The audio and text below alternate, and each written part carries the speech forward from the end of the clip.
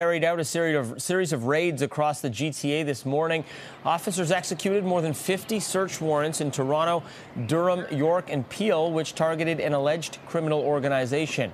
Police say more than 800 officers were involved. The raids were led by Toronto Police, and surrounding police services were also involved here. Now, thus far, there's been no word on the number of arrests.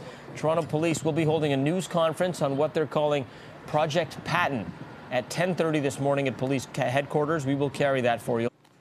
Thank you, Deputy.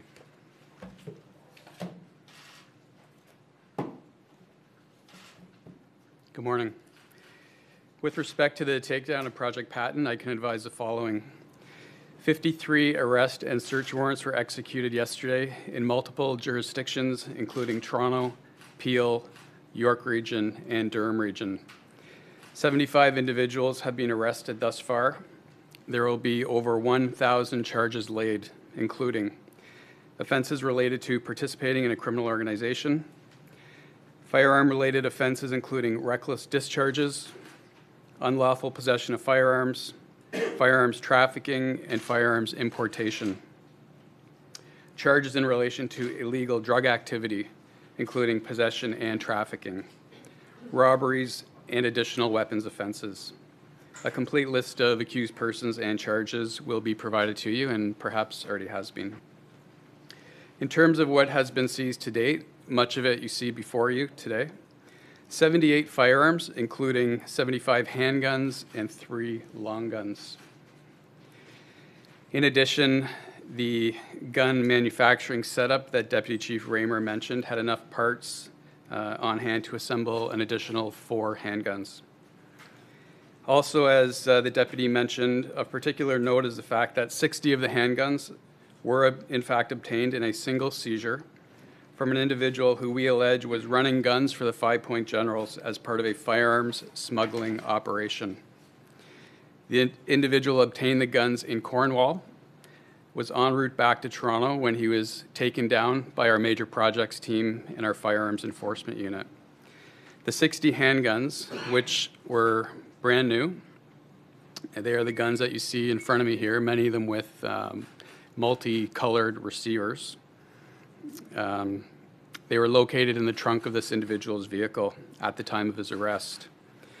We were subsequently able to identify the alleged gun suppliers who had purchased the firearms in the state of Florida. The Canadian Border Services Agency and the U.S. Bureau of Alcohol, Tobacco, and Firearms became partners in this investigation. I can report that this gun smuggling operation has now been dismantled. There is no doubt in the minds of investigators that these guns were destined for the streets of Toronto and the GTA to be used and sold by members of the 5 Point Generals. When sold at the street level in Toronto, it's estimated that these 60 guns would generate profits of around $200,000.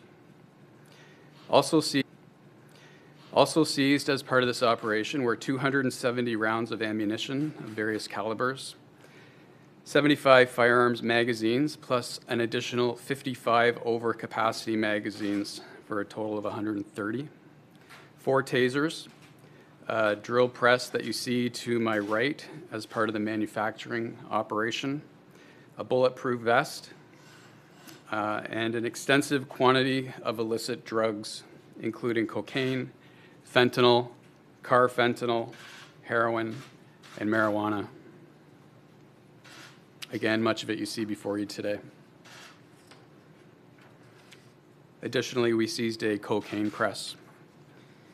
When sold at the street level, this quantity of narcotics has the potential to generate as much as $1.2 million in profits.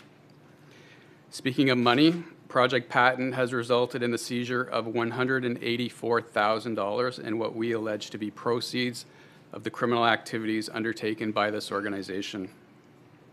As the investigation progresses, I anticipate that that amount will increase. Brought in, a couple $100,000. So what is the going rate for a firearm on the streets these days if I wanted to buy a gun like this? Right, so we anticipate or estimate, that these guns could be purchased in Florida for approximately $500. And a gun like this will sell on the streets of Toronto for approximately $4,000.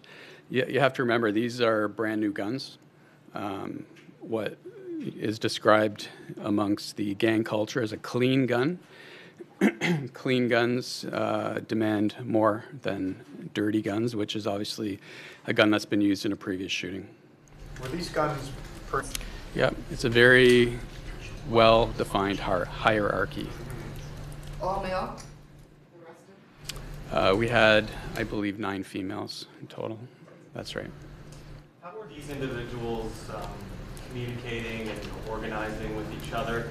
It seems pretty sophisticated. You said it's sophisticated. Did they meet in person? Did they have a clubhouse? Were they texting each other? What was the day-to-day operation of this gang life?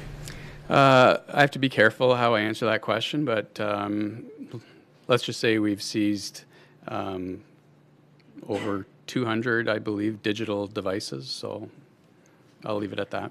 Did they have any above-board businesses or dealings that maybe money was laundered through nightclubs or bars or anything like that? They were aware of?